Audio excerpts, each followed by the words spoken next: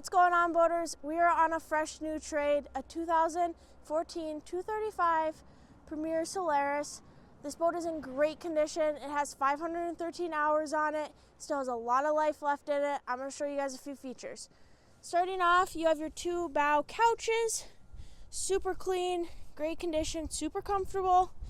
Then you have your captain's chair and co-captain's chair. In the back, you have your two couches as well, along with your bow filler cushion. You can keep it there or move it towards the front. This boat also does have your changing room. Flip up this seat. You have a nice changing room